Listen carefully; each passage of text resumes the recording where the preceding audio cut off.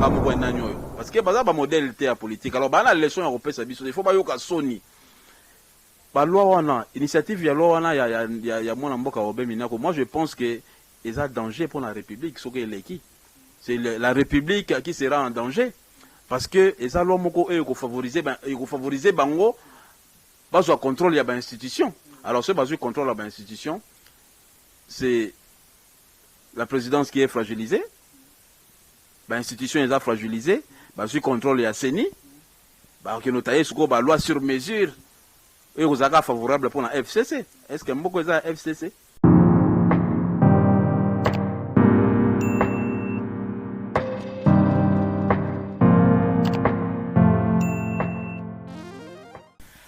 Ah oui, merci Nabande Konyo Soboza connecté partout bon misana kotala émission ya Yannick Topic à certaines Timbika émission ya pesa bino info et le bakanyo surtout à tout bon mara et le côté tout le baka tout sauf rien tout kota partout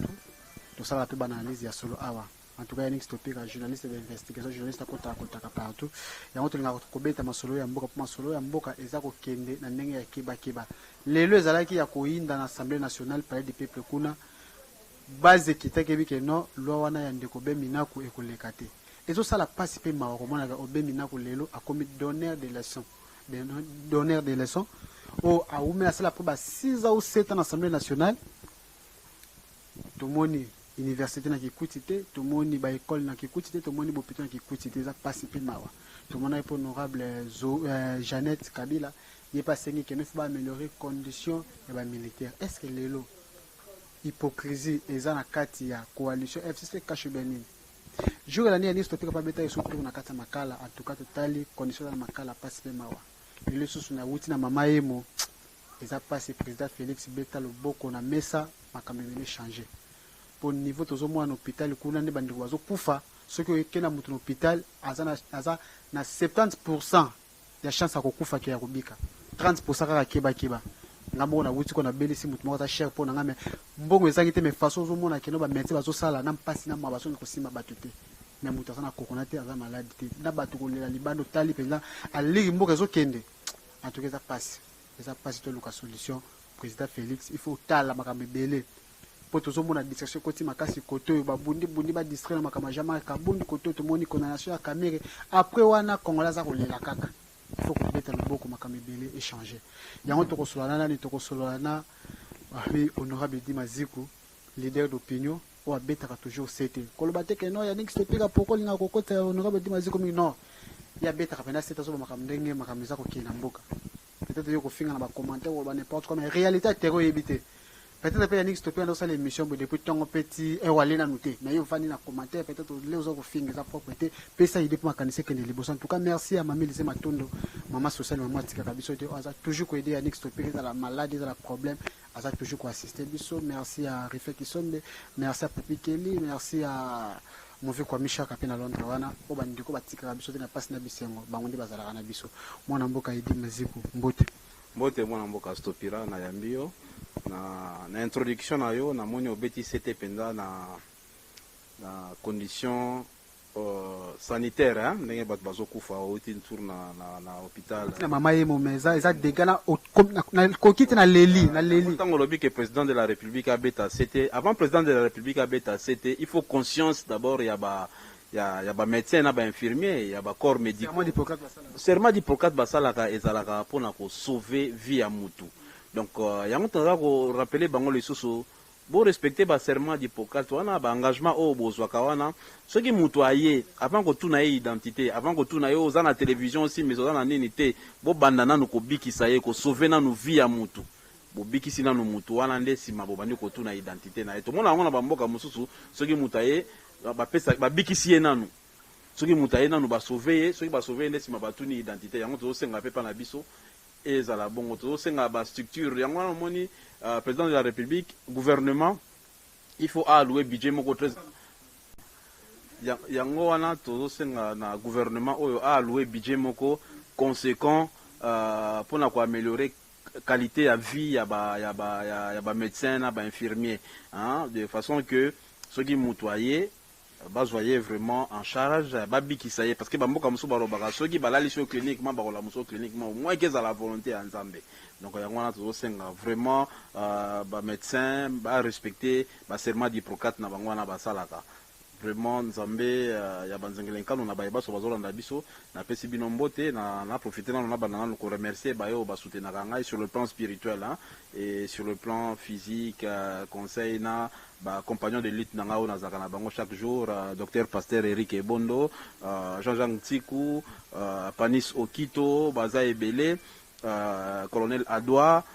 Rodrigue baza ebele Claude Fununga famille nangai Richard Malonga baza ebele na sengi bino merci nzambe apesa bino kimia apesa bino bonne santé bino nyonso place pozali ba Yves ba oncle Jabin Dieka ba John Yalebe ba Teyo Mwamba ba Laba Laba bango nyonso place bazali nzamba apesa bino kimia apesa biso makasi na bandeko nyonso babungisi bandeko na bango na circonstance ya coronavirus parce que ezaka corona ndete ezoboma na souffrance ya peuple pe ezoboma misère ezoboma parce que corona ekozwa yo 14 jours okomela bakisi baye na bokoko to banini ebiki na ba chloroquine oyo bapesa biso na Belgique to mona yango te bakobikisa yo mais misère ya peuple ekoya ozwa yo ka beba okay donc kisi nango ezate remède nango ezate donc remède wana yango tozosenga république ou est la république il y a égalité est la république il y a NT est la république il y a chance et loko pamate est la république il y a classe moko ya batute est la république il y a ba bosseur donc république au président Lobaki na campagne qui na osala na jeunesse congolaise pardon ba milliardaire mais tout comme on dirait Congo etikali kaka na statistique ya kosala ya fabriquer ba milliardaires étrangers donc il faut gérance ya ba institution ya ba pardon ya ba marché mususu ba pesa ngo ba attribuer yango na ba nationaux na ba na mboka tanenge lelo Jamal asakani na biso na mbongo ya biso abimisi mbongo na ba banque pas a chango eyebanite alors ceux qui congolais boyebi ko identifier congolais pas mbongo ekeye pas mbongo ezali on comme on le que non 57 millions ba kopesa bato bazebele bato na baba parler a kutu basima pesa la makano surtout za rango oui yango na lobaki neti procès wana mwana mboka Vital Kamerhe ya 100 jours to quoi ko éviter yango donc ba quoi ko désorienter programme wana ya 100 jours na ndenge nini donc ko désorienter ngo na ndenge nini parce que tozana espace ya munene belé ba hectares et des hectares na mboka oyo tozana main d'œuvre tozana ba ingénieur tozana ba maçon tozana cimenterie tozana ebale donc auto ko tonga banda ko ba pesipe bato na ba prix tozana ba nzete tozana mabaya mais boko so mbongo moko bo bimisi ti boko toucher na réserve la république bo pesi Jamal bota résultat oui ma tout la musia zaza bon tout la musia zaza c'était prévisible parce que mais bon c'est moi je pense que na ko ko ça penda commentaire wana te mais to sengi ministère public hein asa la communiquer moko officiel parce que tout le monde a gagné procès ya quitté ti le lope ba yebisi biso de poni na yete mais toujours kaka avocat na lobi no azana hôpital ba yebisa biso hôpital ni azali adresse hôpital wana boké bozui ba image bolekisa ngo l'information voilà ta za malade boy après maladie na ye a aucune obligé peine na ye mais ce que communiquer moko officiel et salamité ministère public alors bon lancer mandat d'amener immédiat hein bon lancer avis de recherche tout le monde yango ta officiellement tout le monde eloko moko te alors ba ozela nini Tozoka sola masoleta limboka mwana mboka edi maziku ndeko bemina kukuna akomi lelo donneur de leçon à l'Assemblée nationale loi wana lingeleka kotala makambo asali est-ce que lelo o ndeko bemina ko tema pe na pêcheur ya assemblée a proposé loi moko boyeke no makambo zo lingeleka pona justice bon combat oyo lelo na saluer démarche ya ba combattant UDPS o ba kendai ko telemela ko se manifester de façon que loi wana elekate mais zaka likambo ya na UDPS ya ba combattant UDPS za likambo ba congolais nyonso na lobaka toujours na lingi su ko tanga ba kombote parce que mboko ekomi mboka ba juge soko tanga komo ba ke funda yo bato ebele baza su ba référence na mboka ote baza modèle te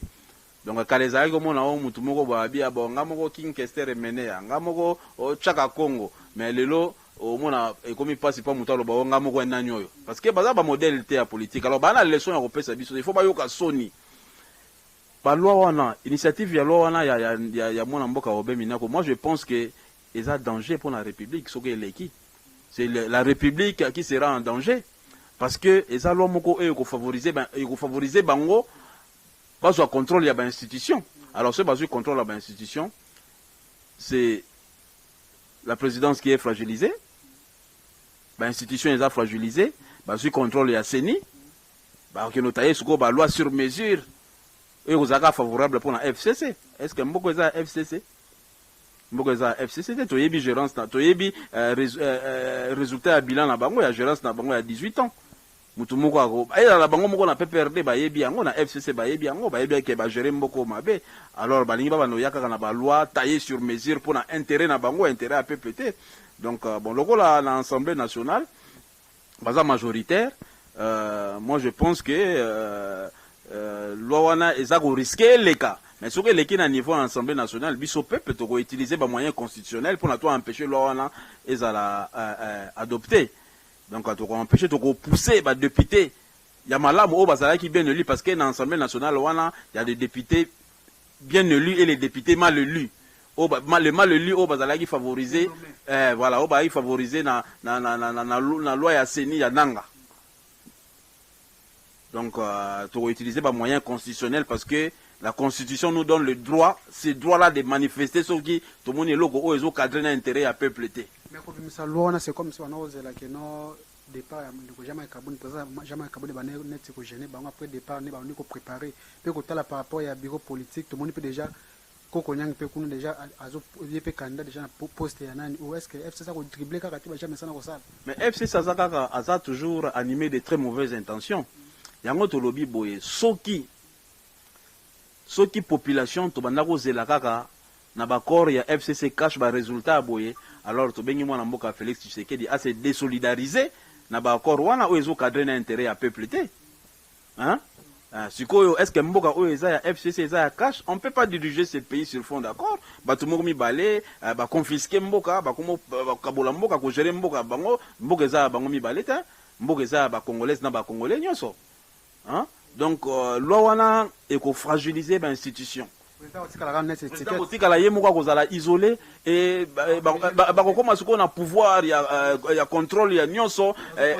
comment contrôler la président, la magistrature, comment contrôler donc on nommer balingi parce que yebi ke on a compte rendre dans justice. Alors ceux qui bango ba nommer ba juge na bango donc bango siko ba bando contrôler justice. Donc ba na compte moko rendre té. Est-ce que vraiment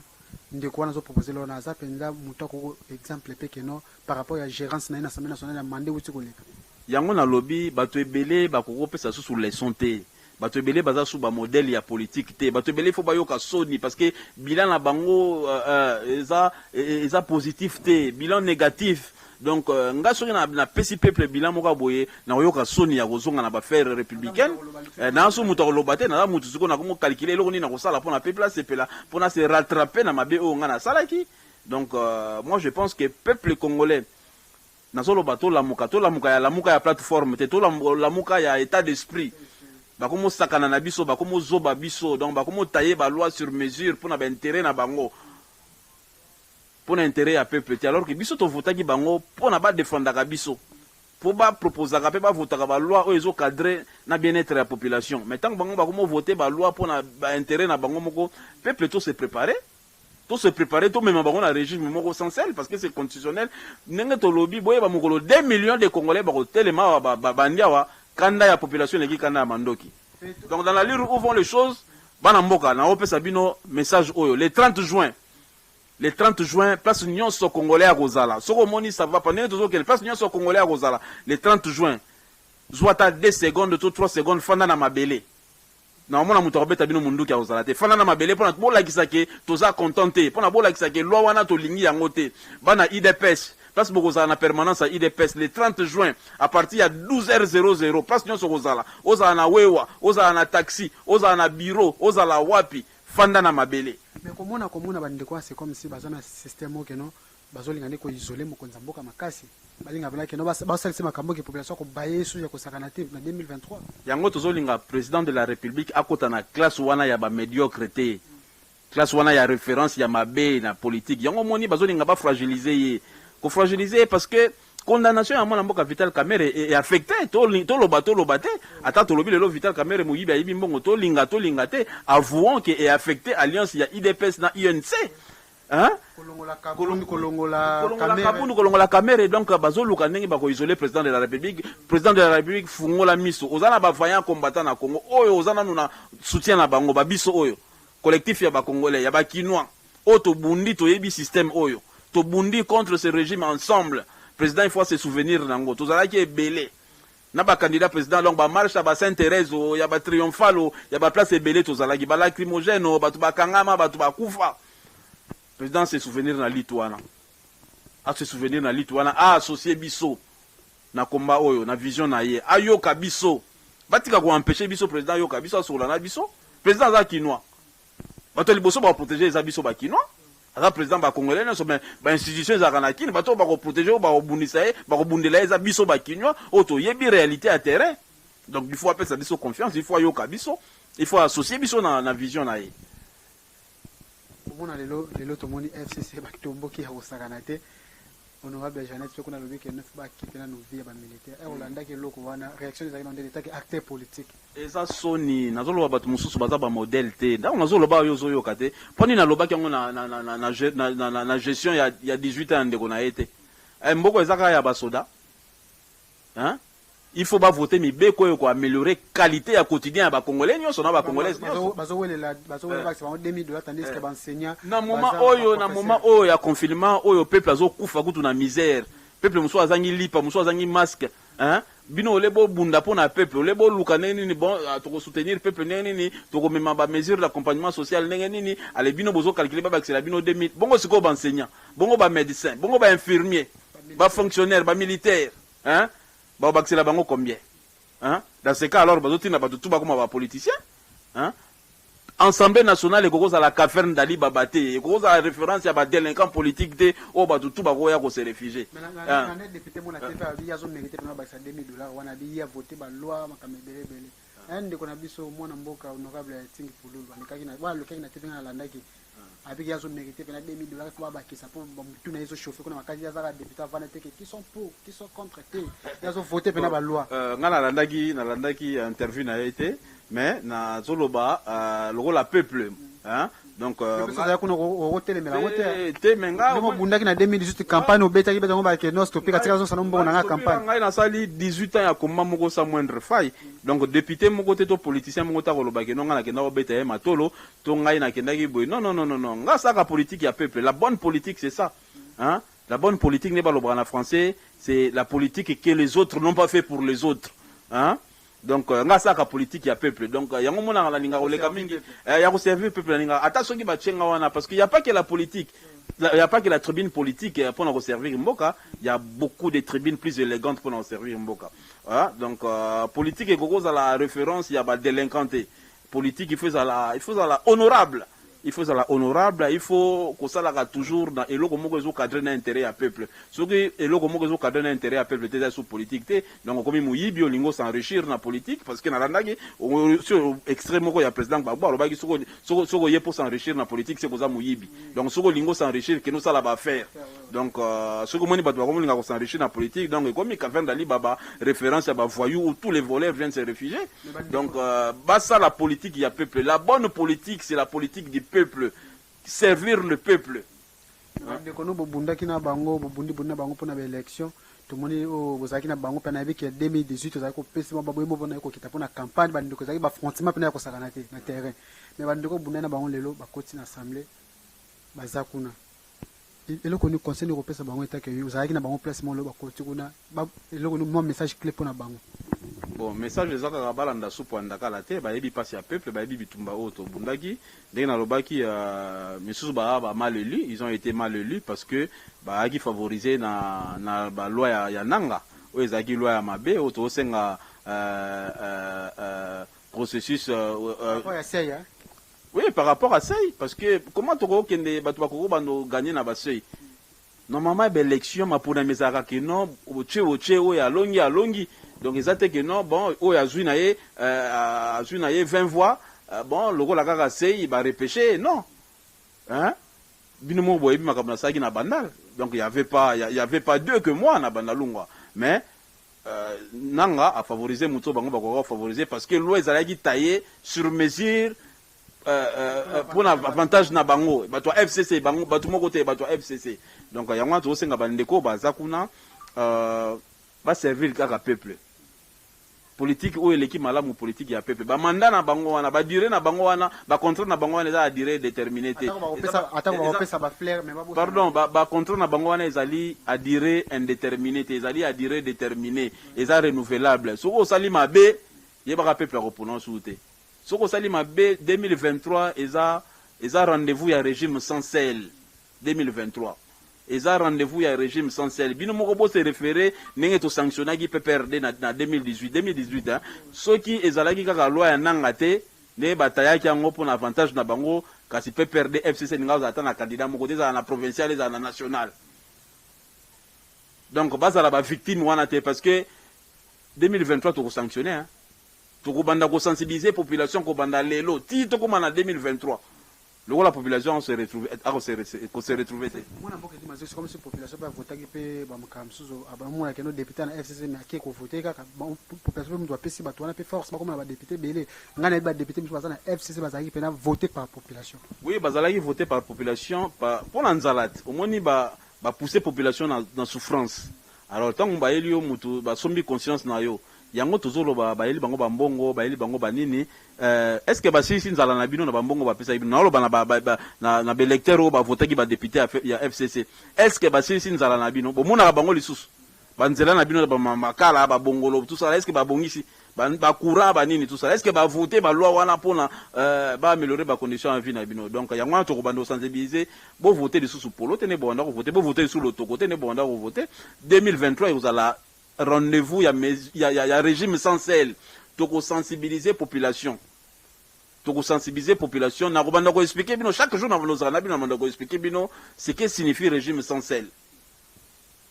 pour kanda peuple leki kanda mandoki et mukolo to ko silika constitution e ko bomba biso tozo ke malé ba poto chiter pe tout s'entretien na biso ce n'est pas qu'on pesi mambo a botozo moi c'est comme si na sini ko na moi mutazwa kasineza société civile be confession religieuse bo ça la société civile mais tout moi déjà ndeko moko azawana ça déjà favori ndeko wana zalaki penza ngana bano kene era ba élection avant élection no kene ti na biwa seni kuna zalaki penana ba technique nyoso tu seni mutasimbaki donc nanga zalaka mo konzima mwana mboka ko sa mutasimbaki nyoso ngana zalaki wana na bakandi bele ba Yves Punga ba Daniel Shekomba te bele beto kina ba to no ke kuna mais ndeko wana tozomo de ba mso comme kolela ke non tout le monde est un mot catholique à se retirer na SCC est un mot compliqué est-ce que comme on a ndeko wana zalelo seni et ça j'ai FCCD bon liboso il faut ko tailler loi asika il faut ko proposer loi asika hein o to yema biso na ma pona mimbala mibale ya liboso yango wana parce que ya liboso ezaki favorable te ya laki kaka avantagé pour na clan moko boye et puis ya mibale gestion ya seni ya nanga il fait à la auditionner na lobaki tout à l'heure na équipe na ye mubimba processus électoral na ye wana il fait ça azalaki na kati il fait à la auditionner donc azali susu azo mériter azonga lisusu te na équipe ya sika bango il faut balongwa hein surfacturation ba machine à voter donc il foyer baloka yo lobi ya technicien ya bana ko gérer makamuto bon surfacturation ba machine à voter donc il y a machine à voler pardon donc ya yeba ki yango. Alors pourquoi ko songa susu na makambo seni ba échouer seni ananga hein ba échouer na batu na ye ba échouer na mission na bango siko esengeli batu ya sika na mibeko ya sika ya malamu pona peuple seni wana soki ata bango basali manœuvre biso population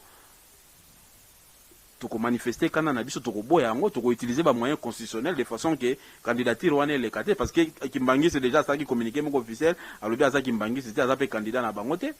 donc toko peut ça fait chance na confession musulmane société civile les alliés hein voilà non tozwa ngote donc ba pesa biso chance ba pesa ba musulman chance hein na pesa ba musulman nyo mbote kimia ya nzambe za likola prophète Muhammadu hein ba pesa bango chance ba gérer seni parce que ba confession o eleki ya nini ba échouer ba échouer na mission na bango donc to kondima lisusu te moko ya batu ya nanga o ba échouer ki na mission na bango azonga lisusu donc to kotelemela bango tokotelemela bango parce que tolingi susu te ba loi ezala taillée sur mesure ya pour les uns et ezala marginalisé pour na bato mususu. Non, tolingi susu seni wana te. République o ezali république ya égalité, république ya justice, république ya unité. Eza sous république ya chance te. Eza république ya ba délinquant politique te. Donc tolingi Fachi asala mandat moko excellent parce que moko la suka Fachi a rendre compte na peuple yemoko, a rendre compte na FCCT, na coalition te. Ba tokotu na coalition te. Tokotu na président de la République. Tokotu na ba conseiller te o bazé belé tout autour na yewana. Tokotu na président de la République. Mandat na eza à durée déterminée, eza à durée indéterminée te. Donc ozaka renouvelable, ce ka sali malamu mais ce ka sali mabe, mandat wana et ozala renouvelable te. Donc le président est appelé à prendre ses dispositions, hein, les responsabilités républicaine, de façon que mukolo yango face ya peuple aye banengi na ko défendre mandat na pour FCC kozalate ba conseiller ba kozalate ndeto lobi ke non mboka o eza mboka ya FCCT ezali mboka ya KHT ezali mboka ya ba congolaise na ba congolais nyonso. Président de la République est appelé à associer biso nyonso parce que to bundi na etolaki na une opposition tubundi na ye ba gaz lacrymogène ba arrestation ngaku tunazona ba interdiction ya kisoki na ngudi voyage na aéroport il faut ba kangangai hein. Alors alternance au bazo benga démocratique ezaka FCCT na cache ne ba ko jouer nango c'est tous les Congolais et toutes les Congolaises hein. Gabriel Mukia azwinini Frank Dion akotaki boloko azwinini Dio Mindongala azwinini na alternance oyo Moïse Katumbi Jean-Pierre Mbemba, Fayulu, Seth Kikuni, hein, Tozunini, biso collectif ya ba leader kinois, to se sacrifier to bundi, la prison à ciel ouvert, na mboka oyo, ba mususu ba kangama, ba mususu ba kufa. Président Ayoka, biso, abenga biso, collectif ya ba leader kinois, parce que ba institution za kanakin, biso mutu to défendre ye, liboso biso ba kinois, ya za kinois, ala président ba congolais nyonso. À recevoir biso pourquoi ba oboya président yamba biso a solo na biso ne to yebi système biso ne to bundisi